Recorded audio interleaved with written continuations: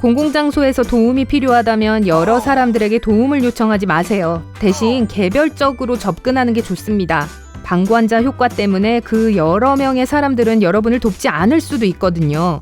사회 심리학에 따르면 주변에 다른 사람들이 있을 때 사람들이 누군가를 도울 확률은 적어진답니다. 서로들 다른 누군가가 여러분을 구하러 달려갈 거라고 생각할 거예요. 격자무늬처럼 구성된 도시나 지역에서 운전 중인데 누군가가 여러분을 미행하는 것 같다면 오른쪽이나 왼쪽으로 4번 도세요. 결국 처음과 같은 장소로 돌아오게 될 텐데요. 만약 여러분의 뒤에 있는 차도 그렇게 움직였다면 미행을 당하는 게 확실합니다. 집으로 향하지 말고 그 차를 따돌리세요. 야외에 있는데 폭풍이 다가오고 있고 머리카락이 곤두선다면 즉시 피난처를 찾으세요. 머리카락이 곤두서는 건 양전하가 몸속에서 올라와서 폭풍의 음전하를 향하기 때문입니다. 벼락을 맞을 가능성이 높아요. 만약 보호소가 없다면 까치발을 하고 낮게 쪼그려 앉아 무릎 위에 손을 얹은 후 무릎 사이에 머리를 놓으세요. 가능한 한 몸을 작게 만들면 땅과의 접촉을 줄이고 번개로부터의 피해를 최소화할 수 있습니다. 인적이 드문 곳을 여행할 때는 항상 작은 거울을 가지고 다니세요. 길을 잃었을 때 도움이 될 거예요. 사막에서 길을 잃었는데 머리 위로 비행기가 날아간다면 그쪽으로 거울을 가리켜 빛을 반사시킵니다. 거울이 없다면 양팔을 위아래로 흔들어 머리 위에 비행기에 신호를 보내세요. 운전 중에 어딘가에 발이 묶였다면 차를 버리고 떠나지 마세요. 차가 없으면 구조대원이 여러분을 발견하기가 더 어렵습니다. TV에 나오는 것과는 달리 사람들은 물에 빠졌을 때 손을 흔들거나 소리를 지르지 않습니다. 머리를 뒤로 젖힌 채 물에 잠겨 있을 거예요. 팔을 이용해서 입을 표면 위로 유지하려고 할 것입니다. 수면 위로 올라가려고 떠 있거나 물 밖으로 머리를 내밀며 허우적대는 사람이 보인다면 그들은 도움이 필요한 거예요. 수영을 할 줄 모르는데 깊은 물에 빠졌다 해도 당황하지 마세요. 숨을 참고 스스로 수면 위에 동동 떠오르도록 해보세요. 등과 다리는 곧게 펴고 몸이 수면으로 올라올 수 있도록 작게 발을 차보세요. 수영을 할 수 없는 사람을 구하려고 한다면 직접 접근하지 마세요. 공포에 질린 그들이 여러분까지 물에 빠지게 할 수 있습니다. 뒤에서 몰래 다가가서 팔로 가슴을 가로질러 손이 여러분을 향하지 못하게 하세요.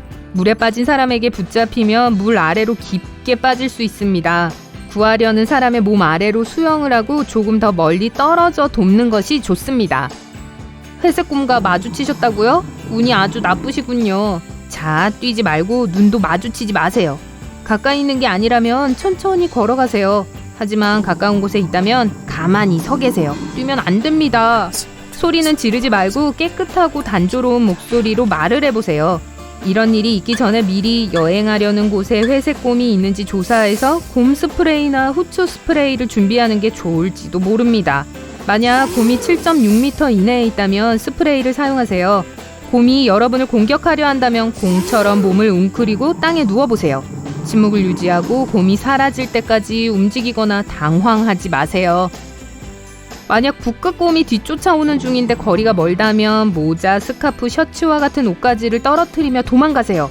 북극곰은 주의력이 짧아서 옷냄새를 막기 위해 멈출지도 모릅니다. 그러면 안전한 곳으로 향할 수 있는 시간을 얻을 수도 있죠. 그건 그렇고 이런 곰들과 자주 조우하시는 분이라면 여러분과 함께 여행하지 말라고 제게 미리 말해주세요. 다음 단계로 넘어갑니다. 누군가가 사례가 들려 기침을 한다면 그대로 두세요.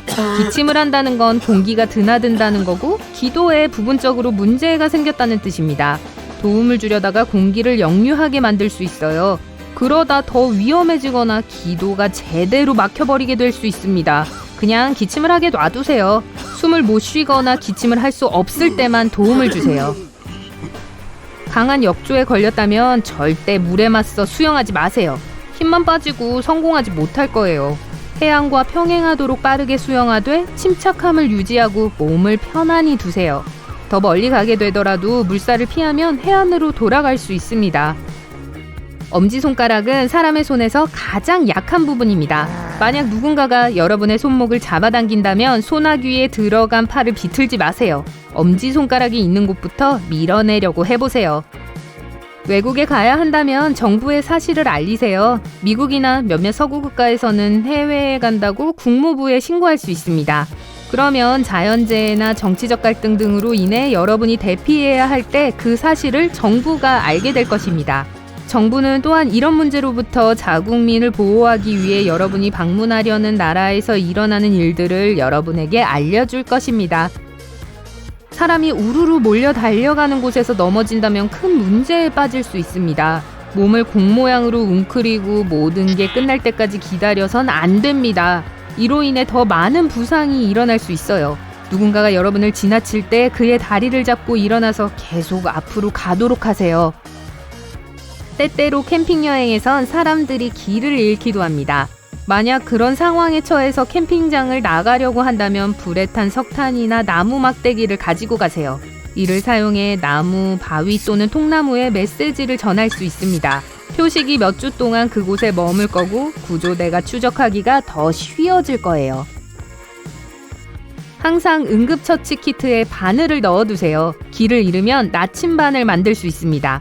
먼저 바늘을 자화시키기 위해 머리카락이나 털, 실크 등에 100회 정도 비비세요. 용기에 물을 채우고 나뭇잎을 물 표면에 놓고 바늘을 입 위에 놓으세요. 바늘이 북쪽을 가리키기 시작할 겁니다. 응급서비스에 전화할 때 먼저 정확한 위치를 알리고 문제를 이야기하세요. 전화가 끊기더라도 경찰차나 구급차를 어디로 보내야 하는지 알 수 있을 거예요. 집에서 비린내가 난다면 즉시 면허가 있는 전기 기술자에게 연락하세요. 전기부의 플라스틱 부분이 과열되어 화재가 발생할 수 있습니다. 콘센트, 스위치, 차단기, 기타 다양한 곳이 출처가 될 수 있어요. 여러분이 오븐에 구운 생선처럼요. 뱀에게 물렸다면 그 뱀에게 독이 있는지 아닌지를 알 수 있는 방법이 몇 가지 있습니다. 뱀에게 물어볼 수도 있겠지만 아마 대답해주지 않을걸요? 독이 있는 뱀은 보통 색이 다채롭고 고양이 같은 눈을 가지고 있습니다. 물린 곳을 보세요. 만약 깊은 구멍 2개가 난 상처가 있다면 여러분은 독이 있는 뱀에게 공격받은 것입니다. 물린 자국이 U자 모양으로 아주 작고 날카로운 이빨 자국이 났다면 아마 독이 없는 뱀이었을 거예요. 가능하면 뱀의 사진을 찍으시고 무슨 일이 있어도 응급실에 전화하세요. 입으로 독을 빼내는 것은 훨씬 더 위험합니다. 몸에서 독을 제거한다기보단 독이 옮을 확률이 더 높습니다. 여행을 하던 중에 얼어붙는 날씨와 맞닥뜨렸다면 동상에 걸릴 위험이 있습니다. 처음에는 몸의 일부가 딱딱하고 창백해질 것입니다. 그때 몸이 쓰리고 쏘인 것 같은 느낌에 몸이 마비되는 것을 경험하게 될 거예요. 동상을 피하기 위해 코, 귀, 그리고 손가락과 발가락 끝에 바세린을 바르세요. 잊지 않고 가져오셨죠? 다음 주의사항으로 이어가 볼게요. 추운 상황에서 떨고 있다면 안전합니다. 몸이 근육을 수축시켜 몸을 따뜻하게 유지하려고 노력하고 있는 거니까요. 하지만 덜덜 떨다가 몸이 피곤해져서 잠을 자고 싶다면 즉시 따뜻한 곳을 찾으세요. 저체온증에 걸릴 위험이 있습니다. 가슴, 목, 하복부에 온찜질이 필요합니다. 절대로 손이나 다리에는 찜질하지 마세요. 갑작스러운 온도 변화가 심장, 폐 또는 뇌로 다시 차가운 피를 밀어넣어 심장의 온도를 떨어뜨릴 수 있습니다. 길을 잃었는데 고인물을 마셔야 한다면 꼭 물을 끓여서 정화시키세요. 정수 처리되지 않은 물엔 해로울 수 있는 박테리아나 다양한 기름, 화학물질이 들어있을 수 있습니다. 물을 끓이는 데 필요한 정확한 온도와 시간은 고도에 따라 다릅니다. 하지만 3분 정도 끓이면 안전할 거예요. 식용유가 끓기 시작한다면 연기가 나고 불이 붙을 수 있습니다. 그렇게 되면 레버를 돌려 불을 끄세요. 냄비를 꺼내지 마시고요. 대신 금속 뚜껑을 덮어주세요. 산소가 없다면 불은 살아남지 못할 겁니다. 작은 기름불을 끄시려면 베이킹소다를 사용하세요. 베이킹소다가 아주 많이 필요할 거예요. 그리고 불이 작을 때만 가능한 팁입니다. 물은 절대 사용하지 마세요. 오일이 튀어 불이 번질 수 있습니다. 다 아셨죠? 좋아요.